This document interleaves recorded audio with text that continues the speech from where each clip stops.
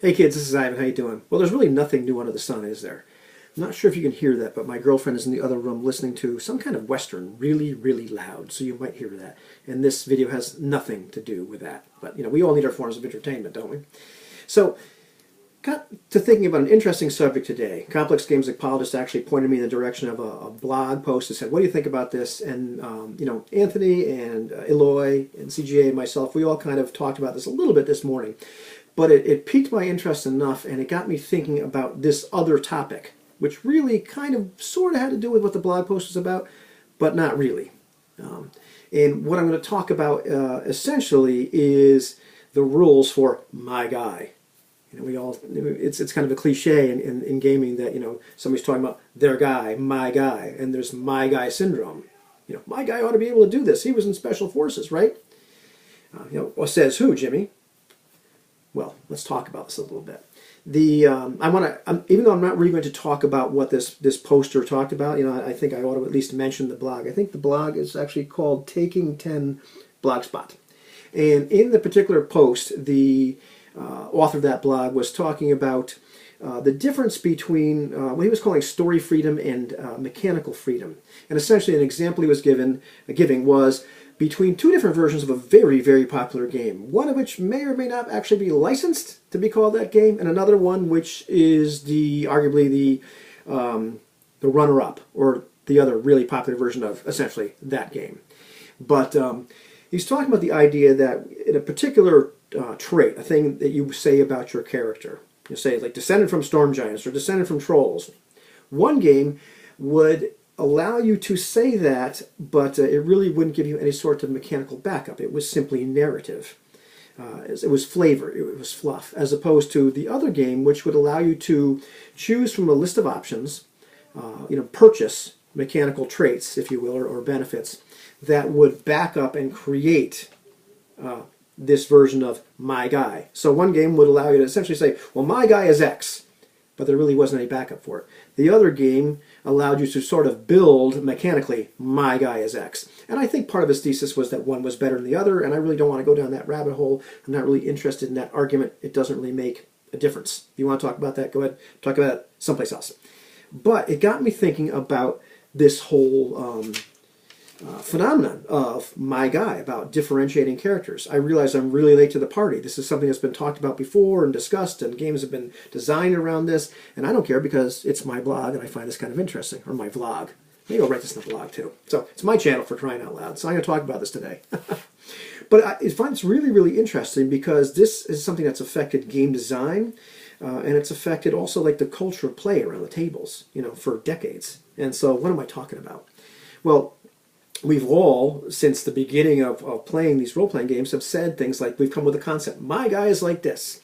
And in the really, really early versions of just about all of the role-playing games, they didn't give you a heck of a lot of backup. I mean, you could say, all right, my guy's a warrior. Okay, check.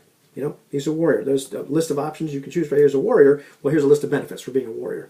Or you could say, all right, well, my guy's a wizard. Okay, check off this box. Now he's a wizard. Easy. All right. You like Lord of the Rings, and you want to be like Aragorn. You say, okay, well, my guy is a ranger. All right. Initially, there was no real teeth. There was no real mechanical benefit for saying your guy is a ranger yet. You could say, hey, my guy's a ranger, and then through the culture of play, there's an understanding. I've talked about this in my channel a lot. There can be an understanding that, okay, well, your guy is really good in the woods, and we all accept that because Jimmy said his guy is a ranger. And that's what started to happen in the beginning and what still happens today to a certain extent. However, as time went on, all of a sudden, there was a ranger class. Or you could say, well, hey, I like Conan, my guy's a barbarian. But there really wasn't anything to differentiate between you and the other warriors yet, until another class and another kit and another set of options, another list of things that you could purchase mechanically, and the game started to, or some games started to add more and more and more rules. There's nothing wrong with that, but they went in a certain direction where they codified very mechanically and let you build and custom create your guy. And when you said your guy was like this, you could back it up. My guy's like this because the rules say he's like that. And, that's cool. I was in special forces, so I had to be able to do this. Okay, prove it. Oh, okay, you can buy that now. All right, great. However, over time, there were some games that took a radically different approach to this, which is really, really interesting. And essentially what they did was they started to handle this problem of the whole background description or character description. And they started, it varied what these things were called, but they were called like traits or aspects or tags or whatever. There's some kind of description for your character. And you could start to maybe purchase a tag, descended from storm giants, or descended from trolls, or never gets lost in the woods, knows everything about horses, or friends with the planetary governor, all these sort of things. And the interesting thing is these were kind of this quasi-mechanical, depending on the game, method of character design or differentiation. And they provide you with enough teeth to give you some kind of benefit, whether it's narrative benefit or mechanical benefit. But in a very real way, they're kind of like this ritualized and codified shorthand form of my guy. A really interesting game that I just read, which I think I'm going to have to do like if not a review of, a discussion of, and I'd really actually like to play this game, is the game Feed. And this is a game I've been interested in for a long, long time, and Anthony had mentioned it in a video a little while ago, and I said, he'd mentioned it before. I know actually Same Old G is playing that with Colin Cruikshank, and it's really, really interesting. So I went ahead and read it, and this game actually has you answer 16 questions, which become traits. You pretty much make some things up about your character.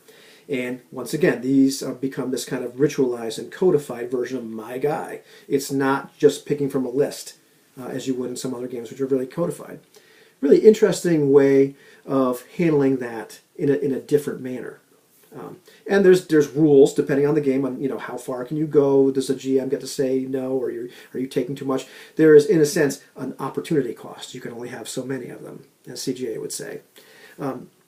The funny thing to me, though, is that we always use traits, unspoken traits, non-ritualized traits, things that aren't actually included in the game, regardless of whether we're playing one of the early games as nothing, whether we're playing a really highly codified game with lists of options and what have you that's very structured and formalized, or this more like kind of ritualized kind of shorthand thing where we have traits or aspects or whatever.